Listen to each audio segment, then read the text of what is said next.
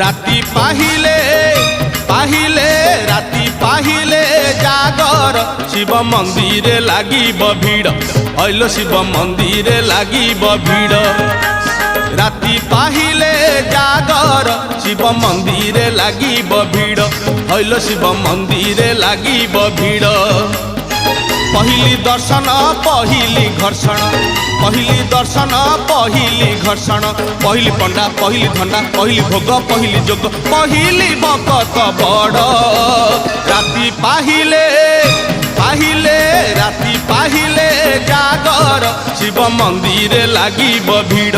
हईल शिव मंदिर लागिब भीड़।